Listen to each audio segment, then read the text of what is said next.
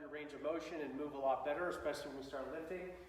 We're going to come back down after our chest work, and we're going to come into our laying chest extension. Very light weights, a pound or so will do. If that's too heavy, you can just start with unloaded arms. Move the hands up and down, find that angle where you feel the best stretch. For me, it's right there. Then I can start rotating my thumbs towards the ceiling or rotating my thumbs down, keeping my arms straight, and I'm going to find the best range of motion that really stretches open that chest after a push-up day.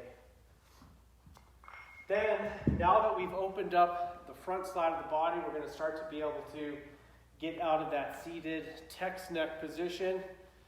Use a dowel right behind the back. Wrists are engaged. I don't want to be rounding my wrists into lots of extension like this. So my knuckles are pointing straight up.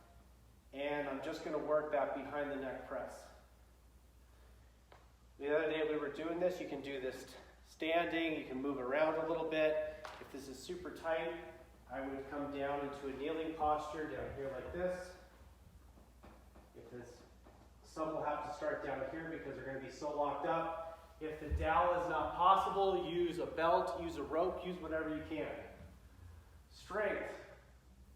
After I prep my shoulders, we're going to start getting into our strength work. This is a little bit more advanced of a dowel movement. This is the beginning of what's known as a bent press, which requires full body coordination and athleticism and strength. So I'm down here. Whatever leg is forward will be my pressing side, which means that I am going to be shifting my weight out over this hip, like a side deadlift. So when we're doing our deadlift motion, it's forward and back, it's that hip hinge. This is the exact same type of a hip hinge, it's just I'm directing it into the side of my hip, my glute itself. So I'm going to get that dowel back across my back, whatever position feels the easiest. And this is going to let me make sure that I'm keeping my shoulders aligned in the position that I want. So I'm side shifting into that hip, and I'm trying to work also my rotation. So what I'm trying to do is I side shift, I'm right here. As I push my weight into my forward hip, I'm trying to take this elbow and start rotating down and towards that knee. And this is going to get everything opening up at once. This will be pretty intense for a lot of you the first time you do it.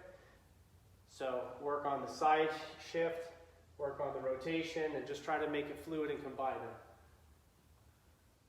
Once you get down to that deep range of motion, just sit there and breathe. You might get a little extra rotation when you come out. Make sure to do both sides.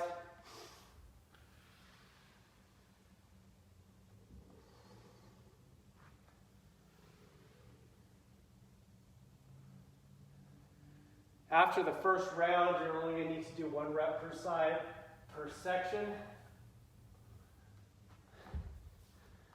Shoulders are open. Now my spine is starting to get open. Let's come down for some dead bugs. Tailbone up off the ground, legs straight, arms in the air. The basic one that I was showing the other day is opposite hand, opposite heel, go towards the ground, float just above, then come back up. If you have a hard time, most people will have a hard time powering that at the beginning. So if I'm going to drop my right heel in my left hand, I could use my opposite hand on my opposite knee, and just making that connection is going to give my brain a little bit more input to complete the movement. As we get better with this, we'll eventually be able to do all sorts of variations where we mix them up. But for now, just starting with the basic cross body is going to give us the foundation that we need. It's going to help running and all of this sort of gait-based activities. This means walking and running, in case that's not clear. One-legged deadlift.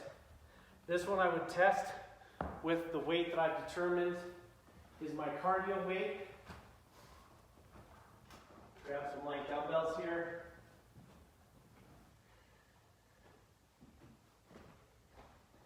Today we're going to make this a little more complex. So the basic movement that we showed the other day, I set up. I'm setting up with my toe angle that we found in our squat practice, and I'm just bringing my feet a little bit closer together, shifting my weight by sliding the non-loaded leg back. I can use one or two weights. If I use one, it's going to challenge my rotation a little bit. If I'm using both of my light weights, it's going to be a little bit more strength oriented. I'm trying to keep my hips level. I don't want to see my hip popping up or dropping as I slide back. If it's too hard to pivot, so if I can't balance and pivot right here like this, with that good hip alignment and good engagement, then just start this by working, sliding the non-loaded leg back and keeping the toe on the ground. For a lot of people, that's going to be their starting point. Let me come back here, I can demonstrate a little bit better. So I'm here, slide back, balanced, end range of motion that I can control, then back up. If your hamstrings are super tight, it might even be a less range of motion, so you only might be here, that's fine. Today, if you can, if it feels good, there's a little bit of a variation here where we start making it a little more challenging. So you can take one or two of your dumbbells, come on back. Normally I'm going to stop here nice and tall, but this time after I pause, I'm going to come up into a marching hip extension or hip flexion position. Back and down, up, nice and straight and tall, just like I finished a regular deadlift. Hip flexion. So it's like an in-place marching.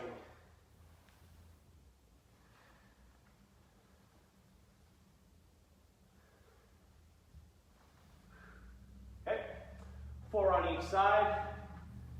Grab your starting overhead press weight, the one that you should be able to do 8 times. And we're going to test all 3 positions again. You could favor the one that felt the strongest last time. So again, the 3 variants are whatever my working arm is. Same foot is out in front. I can add a lean if necessary. Abs are tight. Brace for impact the whole time. I can stay straighter up. That's variation number 1. Variation number 2 is opposite leg of the working arm. Variation number 3 is that tall kneeling position. And then lastly, short kneeling, where I'm sitting back, butt on my heels. Test which version feels best for you. Each round. Play with it within the round or each round. 6 to 7 reps on the left and right arm. And then we're going to take that same pressing weight, and we're actually going to do the full deadlift today. My stance is going to be just like I found with my squats. So we can revisit that heel to toe rock drill, where I rock from my heel to my toes, I crush my glutes like I'm trying to snap a coin through my butt cheeks. Sounds great on camera. I hope it sounds funny coming out, being on the recipient end of that one. So I'm right here, find my good toe angle. My weight or my dumbbell is going to go, my kettlebell, my dumbbell, whatever I'm using for my 8-rep press bell, it's going to go right between the insteps or even my heel bones of my feet. I'm going to reach down, good superhero chest, nice and wide.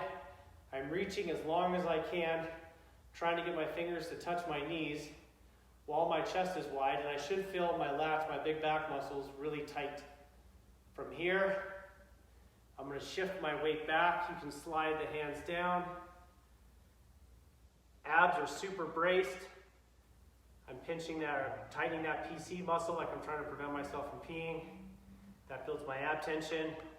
I'm ready for impact if someone were to hit me. Lats are tight. Slide, and then start to hip hinge.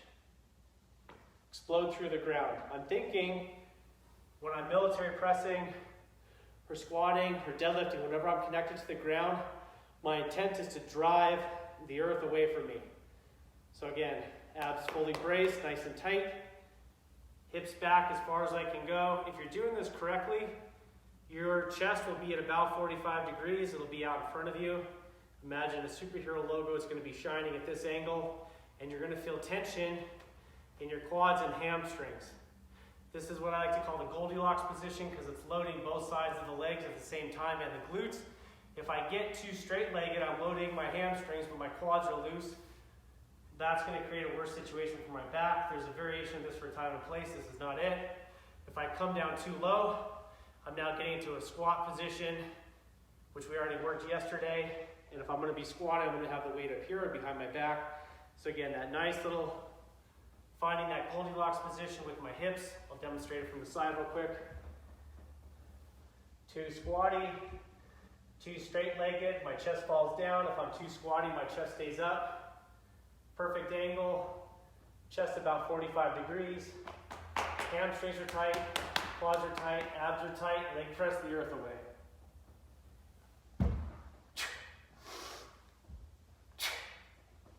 Boom. Only 3 reps today. We're introducing this. You're going to do up to 6 rounds. You're stopping before you get tired. That's the real key with that.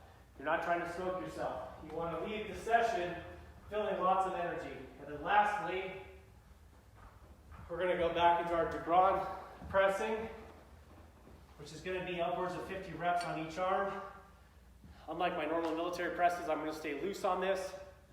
So it's just a basic bicep curl. You can lean a little bit. Other coaches have called this the vertical lift.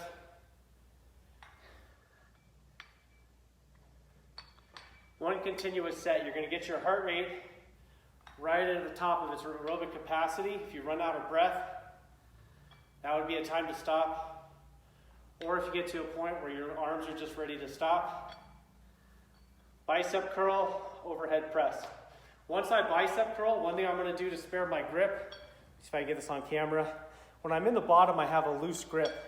So I'm not staying super tight and crushing the weight. That's going to fry my forearm a lot faster. That's good. Crushing weight is what we want to do when we have those reps where we need high tension. This is an endurance-based activity.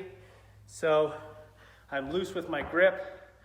I'm going to rack it. When I rack it, my hand is open, again, to spare the grip. So when I'm pressing, I'm actually pressing with an open hand or a slightly open hand versus my normal military press grip, which will be crushed to create like that pistol grip explosion sensation.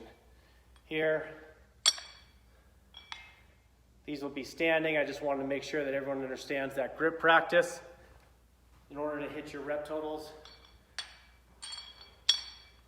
If you do get to 50 reps on each arm and it's too light, you can just add reps to it today. Keep going as long as you have proper form and you're not feeling any pain or discomfort in the joints themselves. Post any questions or comments down below. First comment is going to be mine. It's going to be the workout from today. All of these are featured on a playlist I have on YouTube. I'll put that in the comments as well. You're welcome to join my free Facebook group. We're going to be covering nutrition and lifestyle. Intentionally, I haven't addressed nutrition yet. There's been a ton of information coming out, and depending on people's orientation and what they're biased with, I mean, you see all these recommendations for supplements and all this crazy pieces of advice right now. So I'm going to try to simplify as much as humanly possible to really show you, again, what the priorities are. Everything that we do here, you want to think of like a pyramid. And you're only going to get the result, you're only going to be as strong as the base of your pyramid. With lifting, with training, the base of our pyramid is going to be our movement quality. The next layer of our pyramid is going to be strength, and that can be max strength and or strength endurance, depending on the individual, what they need to focus on.